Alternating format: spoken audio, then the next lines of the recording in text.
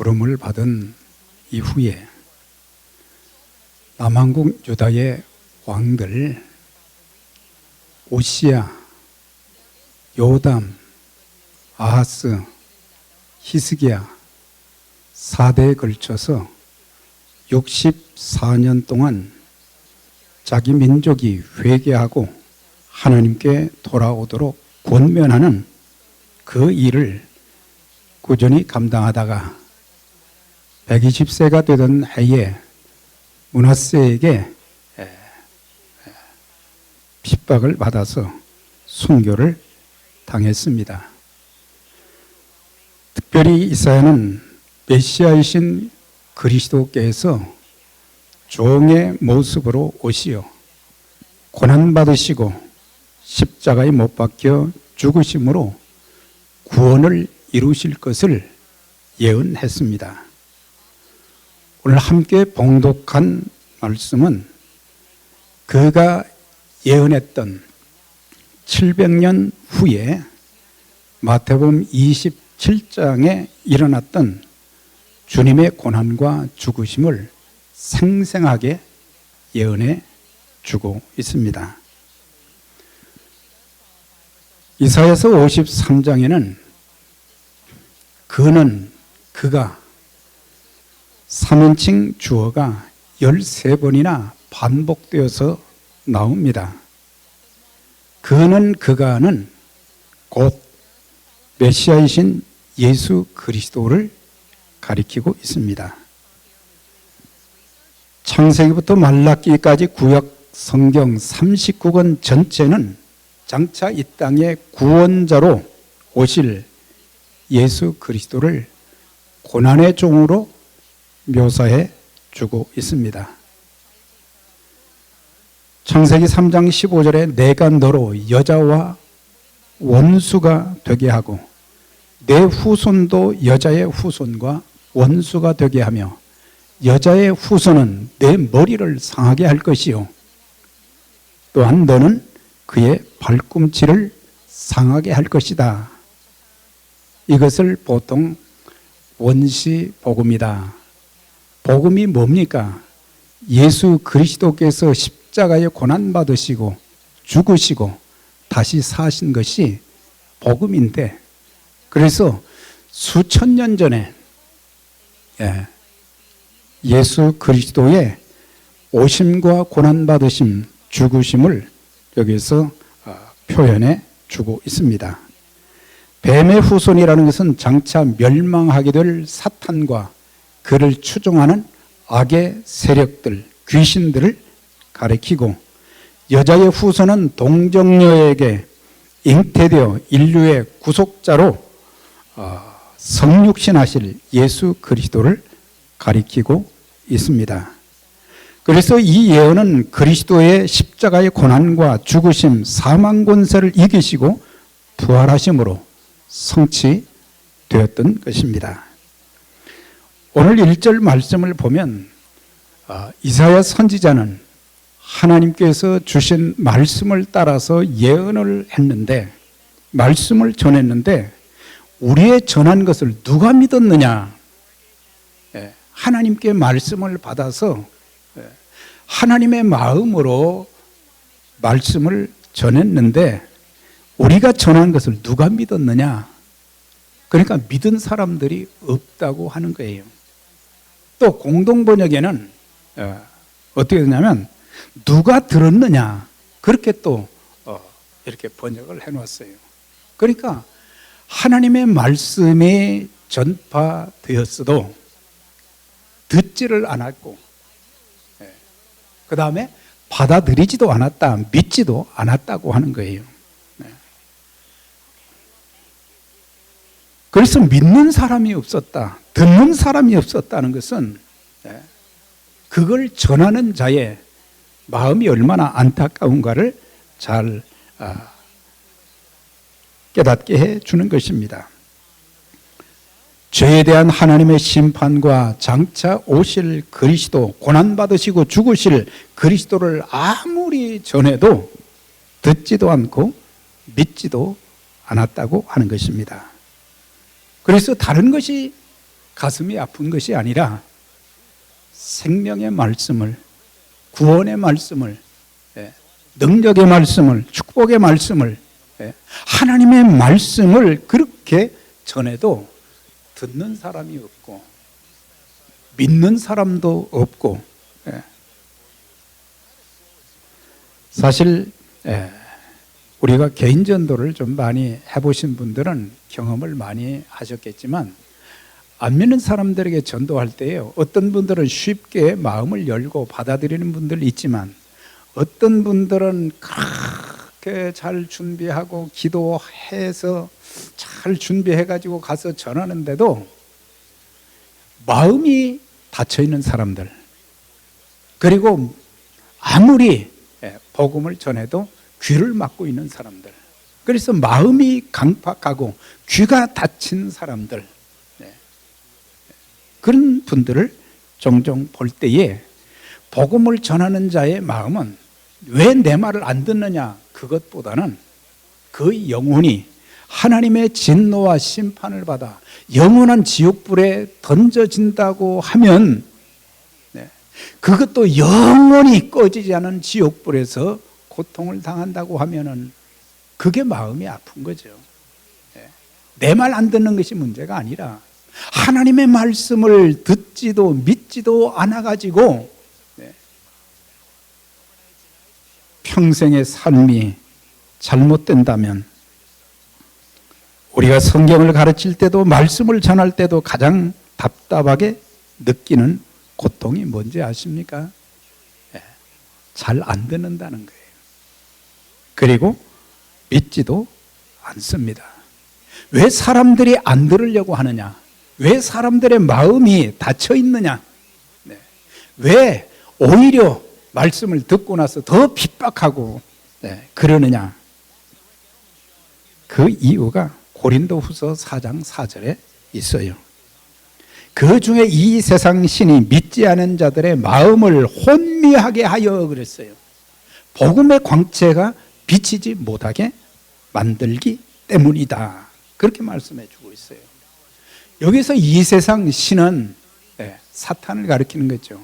이 세상 임금이라고도 표현을 하고, 그래서 사단이 불신자들의 마음을 더욱더 강팍하게 만들고 귀를 닫게 만들고, 오히려 강팍해서 욕하고 핍박하고, 그것은 그 사람 본심이 아니라 사단이 그를 지배하고 있기 때문에 아무리 생명의 복음을 전해도 그 생명의 복음을 받아들이지 못하는, 복음의 광채가 비치지 못하는 그런 모습을 보는데, 그것은 바로 사단의 역사라고 하는 것입니다.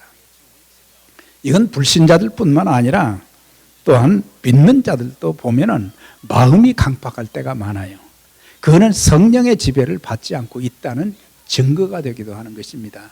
마음이 강팍해서 마음이 닫혀있는 정도가 아니라 길가와 같은 마음이 되어서 거기에는 아무리 씨앗을 뿌려도 싹이 틀 수도 없고 자랄 수도 없는 거예요. 그래서 그 단단한 마음밭이 옥토가 되어질 때에 거기에서 떨어진 말씀의 씨앗은 바로 싹이 나고 줄기가 자라고 꽃이 피고 열매를 맺게 되는 것입니다. 악한 영은 우리의 영안을 어둡게 만들어서 볼 것을 보게 해야 되는데, 볼 것을 보아야 하는데 보이지를 않는 거예요. 듣기는 들어도 듣지 못하는 거예요.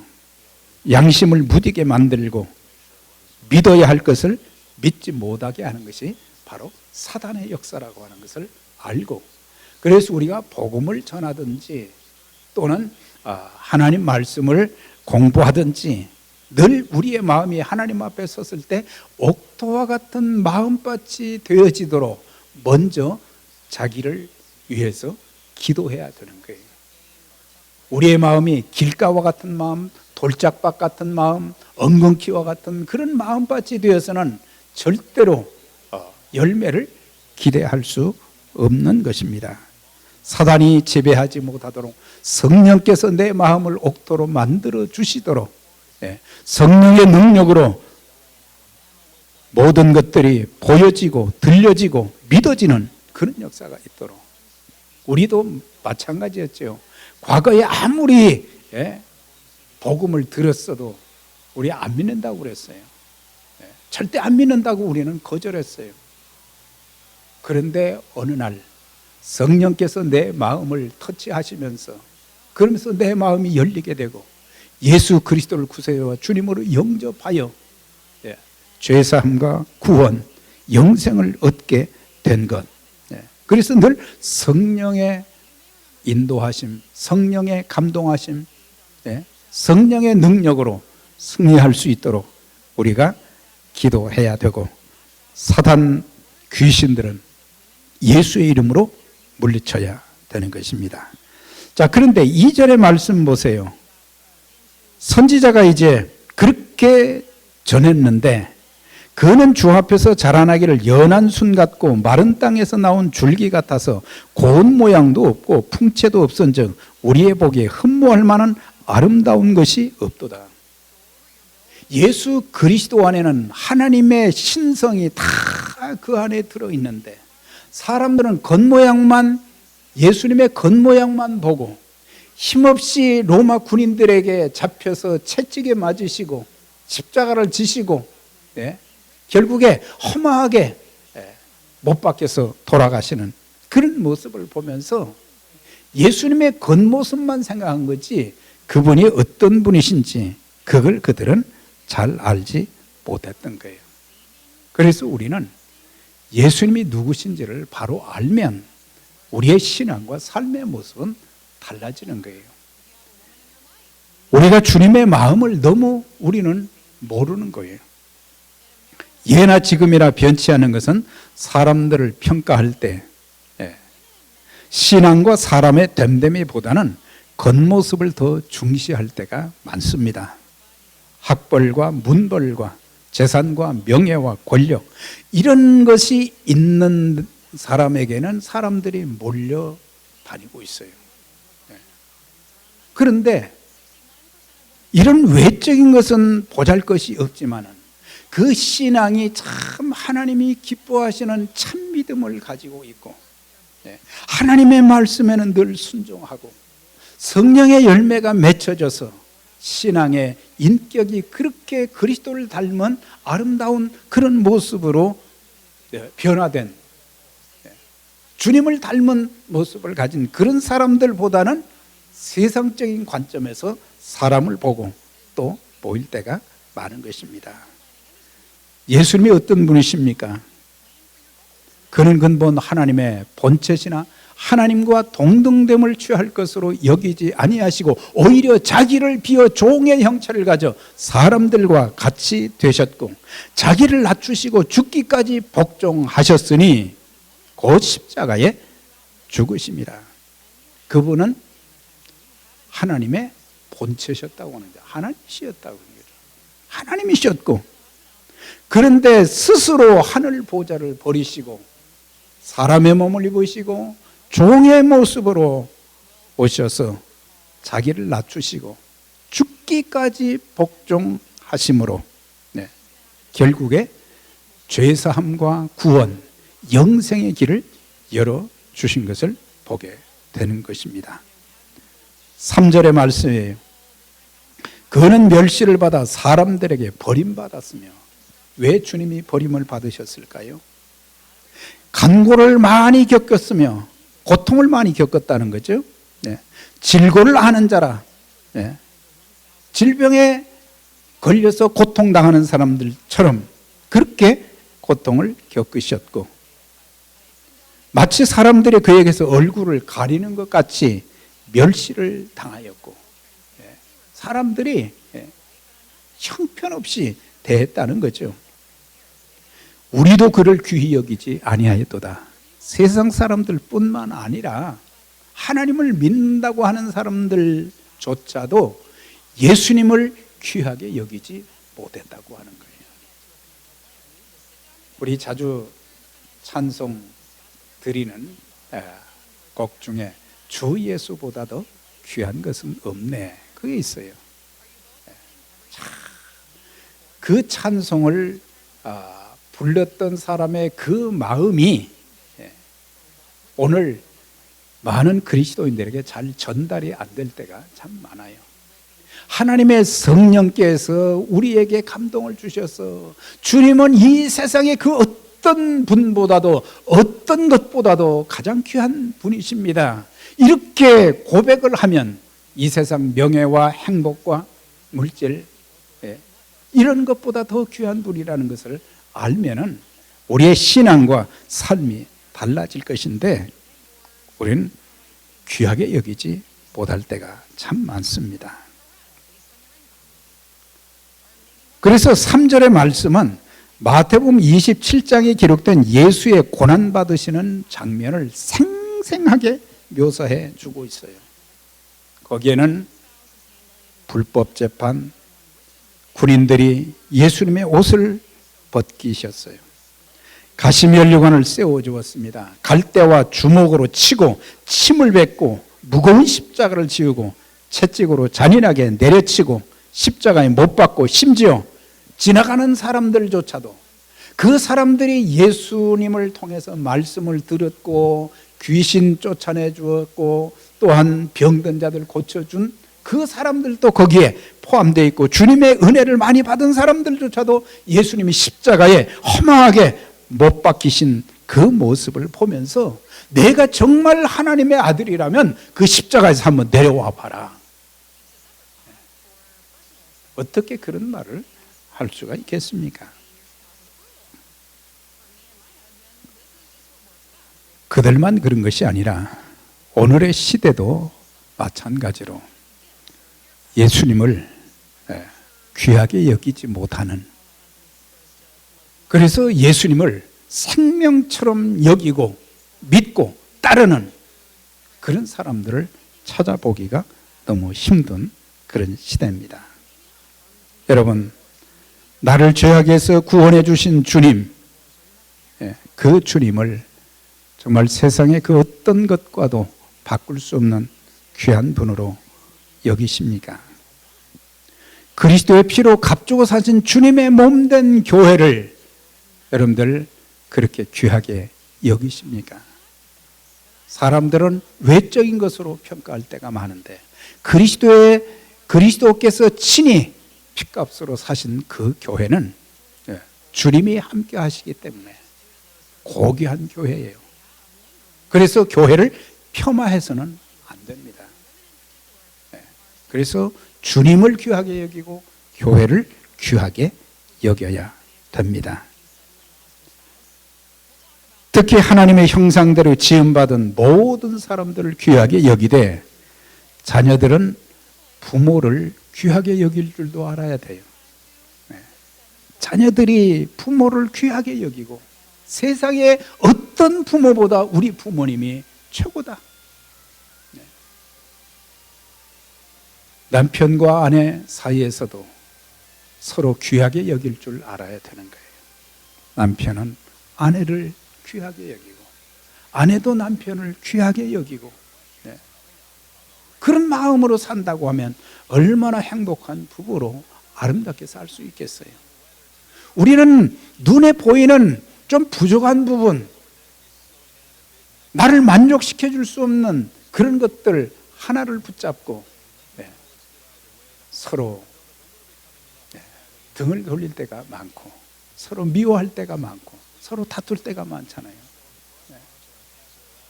우리가 귀하게 여기면 함부로 하지 않습니다. 성도들끼리도 마찬가지고 목회자도 성도들 한 분 한 분을 정말 귀하게 여기고 또한 성도들도 사역자들을 귀하게 여기고 우리 모두가 하나님 앞에 붙잡힌 바 되어서 쓰임 바는 그것이 얼마나 귀한 일이에요. 귀하게 여기면은 아무리 힘들어도 더 열심히 하고 싶고 더 잘 섬기고 싶고 그렇죠. 이사야 43장 4절에 보면 하나님께서 이스라엘 백성들 하나님을 거역하고 불순종하고 하나님 마음에 아픔을 주었던 그 사람들, 그들에 대해서 이렇게 말씀하셨어요. 내가 너희를 보배롭고 존귀하게 여기고 사랑하였다 그랬어요. 하나님께서도 우리를 사랑하셨다고 하는 거죠. 존귀하게 여기고 보배처럼 여기셨다고 했어요. 우리 가족들이, 우리 성도들이 교회 안에서 또한 사회에 나가서도 서로를 귀하게 여긴다고 하면은 얼마나 아름다운 사회가 되겠어요. 요즘은 사람의 생명을 파리 목숨보다도 못하게 이런 시대가 지금 되어가고 있어요. 귀하게 여길 줄 모르는 거예요. 자기 인생에 대해서도 귀하게 여길 줄 모르고 남의 인생에 대해서도 귀하게 여길 줄 모르는 그런 모습들. 4절 5절을 보세요. 왜 예수님께서 십자가의 고난을 당하셔야만 했는가? 바로 내 죄, 내가 받을 형벌 때문에 친히 십자가에 고난 받으시고 죽으셨어요. 그는 실로 우리의 질고를 지고 우리의 슬픔을 당하였거늘 우리는 생각하기를 그는 징벌을 받아서 하나님께 고난을 당한다. 하나님께 맞으며 고난을 당한다. 예수님이 십자가에 달리신 것을 너무 모르는 거예요. 예수님이 죄가 있어서 하나님께 벌 받는 것이다. 그렇습니까? 그가 찔림은 우리의 허물을 인하며 그가 상함은 우리의 죄악을 인함이라. 그가 징계를 받음으로 우리가 평화를 누리고 그가 채찍에 맞음으로 우리가 나음을 입었도다. 그렇게 말씀하고 있어요. 여기서 허물과 질고 상함, 이 모든 것들은 죄를 가리키는데, 죄는 우리의 육체와 정신, 영혼을 파괴했습니다. 그래서 죄 때문에 우리의 육신과 정신과 영혼이 파괴되어졌고, 그래서 결국에 우리는 지옥 형벌을 면치 못하게 되는데, 주님께서는 우리가 죄로 인해서 하나님의 진노와 심판, 지옥 형벌에 처해진 그 자들의 죄를 대신 짊으심으로 자기 백성을 구원하시기 위해서 고난받으시고 죽으신 것입니다. 그런데 사람들은 그걸 깨닫지 못하는 거예요. 우리가 참 신앙생활 하면서 또 인생을 아름답게 살기 위해서는요, 깨닫는 은혜가 있어야 돼요. 우리가 깨달아야 돼요. 하나님의 사랑을 깨닫고 하나님의 은혜를 깨닫고 삶의 이치를 제대로 깨닫고 그런다고 하면은 참 우리의 인생이 더욱더 풍성하고 아름다워질 수 있는데, 사람들이 깨닫지 못하는 거예요. 깨닫지 못하는 거예요. 하나님께서 저와 여러분들에게 일평생 깨닫는 은혜, 하나님의 지혜로, 하나님의 총명으로 함께해 주시기를 주의 이름으로 축원합니다. 그래서 주님께서 친히 징계받으심, 채찍에 맞으심, 죽으심으로 하나님과 우리 사이에 화평을 얻게 되었습니다. 참된 구원은 바로 하나님과 나와의 화평인 것입니다. 이제 6절의 말씀 보면 우리의 모습과 예수님의 대속에 대한 말씀을 해주고 있습니다. 우리는 다 양 같아서 그릇 행하여 각기 제 길로 갔거늘 여호와께서는 우리 무리의 죄악을 그에게 담당시키셨도다. 인간이 참 어리석다고 하는 것을 많이 보게 됩니다. 너무 어리석어서 생명의 길, 멸망의 길, 바른 길, 그릇된 길, 이런 것들을 구분하지 못해요. 그래서 자기 하고 싶은 대로 하는 거예요. 그냥 자기 마음 쓰이는 대로, 자기 기분과 감정에 따라서 하게 되어지고, 그래서 전부 그들의 삶은 빗나간 삶이 되는 거예요. 잘못된 삶이 되는 거예요. 형통보다는 오히려 형통하지 못하는 삶을 살아갈 때가 많은 거예요. 그래서 결국에 우리는 풍성한 삶도 누리지 못하고 결국에 하나님의 진노와 또한 지옥 형벌을 선고받게 되었는데, 하나님께서 사랑하시는 그 사람들이 잘못된 인생 살고 지옥 가게 되는 것을 안타까이 여기셔서 독생자 예수 그리스도를 이 땅에 보내시고 모든 우리가 받아야 될 모든 죄의 형벌을 예수님께 옮겨 주신 거예요. 우리 무리의 죄악을 그에게 다 담당시키셨다. 이것이 하나님의 크신 사랑이요 은혜인 것입니다. 복음서에 나타난 예수님께서는 제자들의 배신, 종교 지도자들의 고소와 불법 재판, 가시면류관을 쓰시고 모진매를 맞으셨으며 양손과 양발에 못 박히셨고 옆구리는 창에 찔리시어 물과 피를 다 흘리셨음에도 불구하고 이런 고통 중에서도 주님은 그들을 위해서 이런 기도를 하셨어요. 아버지여 저희들을 사하여 주옵소서. 저들은 자기들이 하는 일을 알지 못하나이다. 알면 그렇게 하겠느냐고 하는 거예요. 우리가 모르기 때문에 하나님 마음 많이 아프게 해드리고, 자식들도 그랬죠. 부모에게 더 효도하지 못하는 것은 깨닫지 못하기 때문에. 요한일서 4장 10절 사랑은 여기 있으니 우리가 하나님을 사랑한 것이 아니요 오직 하나님이 우리를 사랑하사 우리 죄를 위하여 화목제로 그 아들을 보내셨음이로다.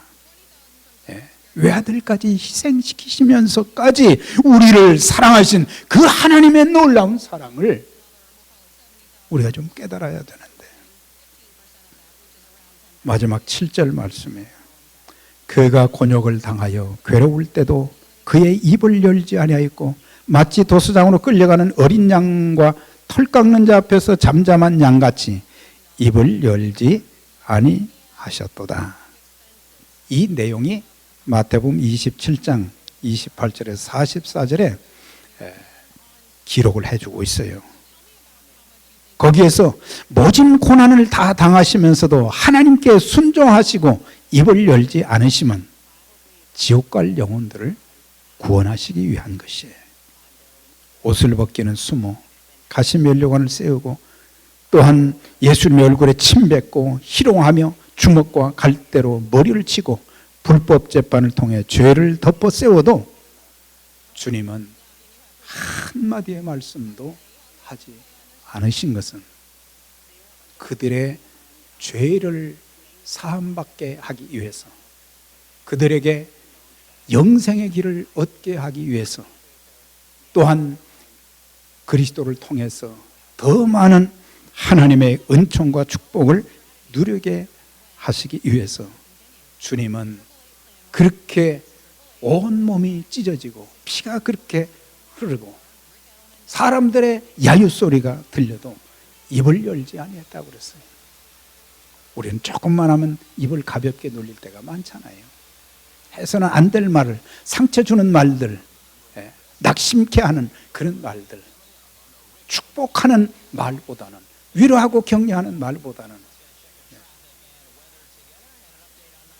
우리가 이 땅에 살면서 힘들고 어려울 때 꼭 주님의 십자가를 바라보게 되면 우리는 오히려 감사할 수 있고 십자가의 능력으로 모든 상황을 더 아름답게 바꿀 수 있는 그런 지혜와 능력을 가지게 될 것입니다. 사랑하는 여러분, 왜 죄 없으신 주님께서 고난받으시고 죽으셨습니까? 바로 내 죄 때문입니다. 사람들은 내 죄가 무엇인지를 잘 모를 때가 많아요. 불신과 불법과 불선, 예수를 믿지 않은 것이 죄요. 하나님의 말씀을 따라 살아야 되는데 그 말씀대로 우리는 살지 못한 것이 죄이요. 또한 선을 행할 줄 알면서도, 모르는 것이 아니라 알면서도 행치 않은 것이 죄다. 그렇게 말씀해 주고 있습니다. 이제는 우리의 모든 죄를 이 사순절 기간에 다 회개하고 주님을 영접하되, 이미 우리는 예수를 믿어서 구세주로는 영접을 했지만 주님으로는 모시지 못하고 살 때가 많아요. 전부 내가 주인이지 주님께 모든 고난을 맡기지 못하는 그런 삶을 살아가고 있습니다. 나의 구주요, 나의 구세주요, 나의 주님이십니다.